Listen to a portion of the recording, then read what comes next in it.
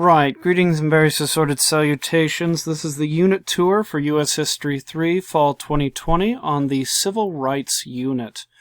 This unit is built a wee bit differently from the other units that we've had up to this point. Perhaps to much of the students' excitement, there are no quizzes. Instead, the unit is built around the idea of building up one's knowledge about the Civil Rights Unit, and then having the students apply that knowledge in a project-based assessment, or a project assessment. But to break down the unit, you'll notice right off the bat we have two activities that are due on Friday the 13th. Just to get you an idea of what these look like, let's dive in. Letter from the Birmingham Jail is a relatively short activity where you are reading a primary source document, a letter that Martin Luther King Jr. wrote when he was imprisoned, and then you're going to be answering some questions about it. And then the next thing that's due on Friday is the Jim Crow laws. And this is really just kind of a thing to make sure that we all understand what Jim Crow laws are and have some examples as we're moving forward into the Civil Rights Unit. Basically how this assignment will work, and like many of the assignments, is you will read through or view the material or some combination of these things, and then when you're ready, you'll hit Submit Assignment. And then there are several ways to turn in the assignment. You can either answer these questions in a text box, or you may upload a Google Doc or a Word document with the answers. I'm not too picky. I will tell you up front, but the text box entry is the simplest way to answer these kind of assignments and get them done. Let's see here. Jumping over to the other thing that we need to look at, let's look at the Virtual Student Notebook.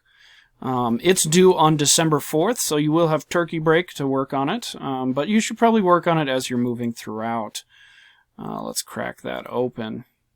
Now, of course, do recall that you should only be downloading and making one copy. All of your copies of assignments that you make copies of are available in your Google Drive. However, many students get very confused when they download multiple copies. Essentially, what I would do if I were you is day one, so today, download a copy of this assignment and then never go to the Virtual Student Notebook page until you're ready to turn it in. That's the easiest way to handle it. And then just access it from your drive from there. This is a brief tour of what the Virtual Student Notebook looks like. We're going through topic 16 in our textbook. The resources are kind of, detailed in here. And you're going to find that you're using a lot of different resources. And it looks like a long list, but really it's a bunch of shorter, smaller things. And you're defining these terms and whatnot. But you'll notice that this section, 16.4 and 16.5, is merged for ease of organization. But, and as always, there is the optional Your Notes section if you want to use that. But remember, what I'm grading as the teacher is the stuff labeled assignment. So please keep that in mind. Let's get back into the checklist. So, looking at the rest of these things, it looks a bit daunting at first, but it's not quite as difficult as one would think. These various activities basically go through, and there's several different types, two different types really. Some of these are where you will watch a video and you will answer questions as you progress through the activity. You've done these before. This is just another one of them, because one of the nice things about the Civil Rights Movement is there's a lot of video recordings, there's a lot of documentary materials, small stuff that breaks it down quite nicely. And so a lot of these activities will be taking advantage of that wonderful resource that we just don't get in other older U.S. history courses, as we have video footage in this one. So the Black Panthers, who are the Black Panthers? You're watching a video, you're answering questions as it progresses. Let's see here, let's find one that's a wee bit different. This one you're listening to a short little podcast, and then you're answering questions based on that. And with these ones, you'll notice the instructions are exactly the same as the other ones. You're clicking on Submit Assignment, you type in the answers to your questions, and then you hit Submit. And that's how a lot of these assignments are going to break down, is either they're going to be a video question one or another one, because apparently we're at level 3 for this entire unit. So we might as well take advantage of the technology and make this an accessible thing. So what this will amount to is none of these videos are too terribly long. The deadlines are just to kind of give you a sense of pacing.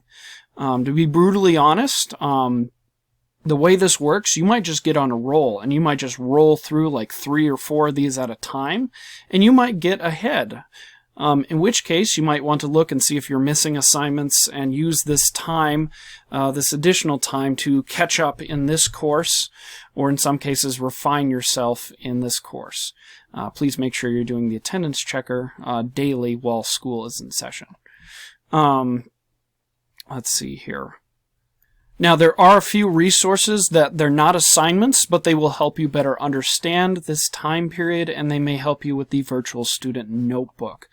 And these activities include the Introduction to the Civil Rights lecture that will be posting later today. There's a bit of a scheduling issue with getting this out as quickly as I would have liked, but it will be posted later.